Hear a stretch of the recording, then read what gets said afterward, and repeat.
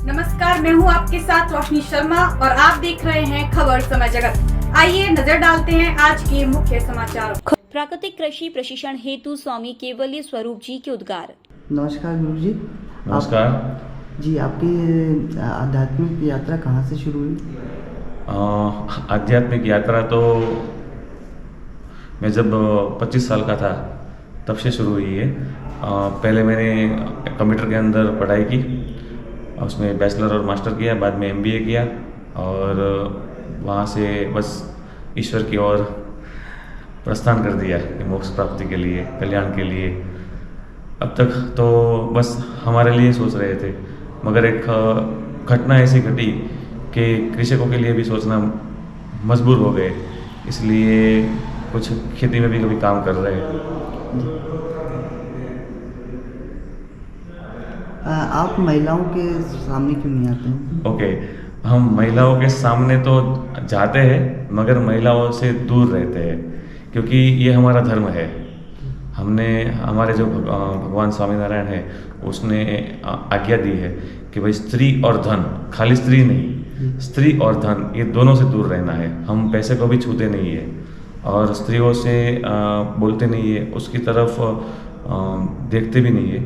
उसमें ऐसी भावना नहीं है कि वो चीज़ अच्छी नहीं है, मतलब भावना ऐसी रहती है कि समाज में हम हैं तो हमारी सुरक्षा के लिए, और स्त्री हो जो भी स्त्री है तो स्त्री की सुरक्षा के लिए, दोनों की सुरक्षा रहे इसलिए, और हमारी जो मोक्ष यात्रा है उसमें हमें विपत्ति ना पड़े, ये कारण हम बोलते नहीं है, देखते नहीं है या फिर उससे दूर रहते हैं।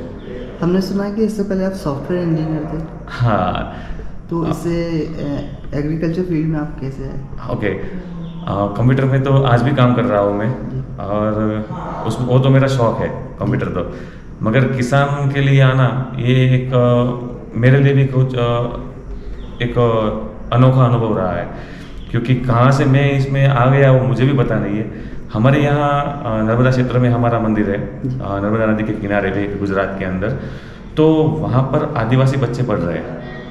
वो बच्चों की स्थिति और उसके पेरेंट्स की स्थिति देख के उसके लिए कुछ करना चाहा, तो देखा कि इसके लिए कुछ करना है तो उसकी जो मेन इकोनॉमी है वो खेती से है, तो उसकी सामाजिक स्थिति और आर्थिक स्थिति दोनों में सुधार लाना है।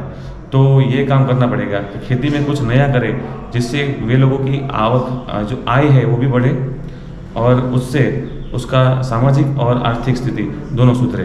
तो बाद में देखते देखते यहाँ पर आ गए कि ये ऐसी एक पद्धति चाहिए जो सीधी सादी सरल हो, प्रकृति को नुकसान न करती हो, ऐसी एक विधि चाहिए। तो संशोधन करने के बाद एक ऐसी सुभाष पालेकर प्राकृतिक कृषि मिली कि जिसके अंदर ये सब चीज़ है, और कृषक को भी अच्छा है, प्रकृति को भी अच्छा है, बराबर जो खाने वाला उपभोक्ता है उसके लिए भी अच्छा है। ये सब चीज़ों मिला के देखा तो यही विधि के अंदर हम लोग आगे चले, और उसका हमारे खेतों में भी हमें परीक्षण किया, वहाँ पर रिजल्ट लिए। बाद में अब जो भी कृषक है उसकी ट्रेनिंग भी कर रहे हैं, शिविर की कर रहे हैं। 1 दिन का शिविर रहता है, 3 दिन का रहता है, 7 दिन का रहता है। हर महीने हमारे यहाँ मंदिर पे पहला सोम मंगल बुध हम शिविर लगाते हैं 3 दिन का, तो उसमें पूरे गुजरात से लोग आते हैं और 3 दिन का ये शिविर रहता है। एग्रीकल्चर को लेकर आज के यंगस्टर पे आप क्या संदेश देना चाहेंगे कि ओके, एग्रीकल्चर को लेके आज के यंगस्टर को मैसेज तो यही देना है कि हम लोग हमारे देश की बात करें। चलो, देश में एक ऐसी एक हवा है कि भाई बेरोजगारी बढ़ रही है जी, बेरोजगार लोग बढ़ रहे हैं, मगर एक ऐसी विडंबना भी है कि जिसके पास काम है उसको काम करने वाला नहीं मिल रहा है, और जिसको काम करना है उसको काम नहीं मिल रहा है। तो थोड़ा ये जो विडंबना है ये थोड़ी सोचने लायक है। आज का युवा पढ़ाई लिखाई की और शहरों में जाने के लिए सोच रहा है, मगर सब लोग शहर में रहेंगे तो खाने के लिए जो अनाज है, दलहन है, फल है, सब्जी है, ये कौन उगाएगा, कौन बनाएगा? तो ये भी एक युवाओं को अब सोचना चाहिए। और ऐसा कोई भी एक प्रोफेशन दिखा दो मुझे, कोई एक ऐसा धंधा दिखा दो, कोई व्यवसाय दिखाई दो कि जिसके अंदर एक का अनेक गुना हो। देखिए, जैसे एक कोई फैक्ट्री है, उसमें 100 किलो आप कच्चा माल डालेंगे, बराबर, तो कम होके ही निकलेगा, पक्का माल कम होके निकलेगा, बराबर, या उतना ही निकलेगा। मगर कृषि में आप देख लीजिए, एक बीज लगाओगे कितना निकलेगा। तो एक इकोनॉमी की दृष्टि के से आप विचार कर लो कौन सा धंधा अच्छा है।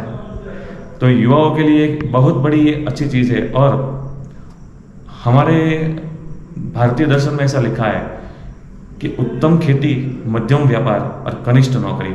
अगर हमें उत्तम खेती इसलिए बोला गया है कि अगर खेती में उत्तम व्यक्ति आएंगे, मतलब उत्तम विचारधारा व्यक्ति रहेंगे, उत्तम विचारधारा वाले व्यक्ति खेती में रहेंगे, तो उत्तम समाज का निर्माण होगा। मगर आज ये जो सूत्र है वो उल्टा हो गया है, इसलिए समाज की हम जो दशा देख रहे हैं वो हो रही है। तो युवाओं को भी खूब, ये पद्धति एकदम सरल है, जिसको भी एनवायरनमेंट के लिए काम करना है, पर्यावरण के लिए जिसको काम करना है, बराबर, तो ये खेती इससे अच्छा कुछ नहीं है। For latest news, subscribe to our channel and press the bell icon.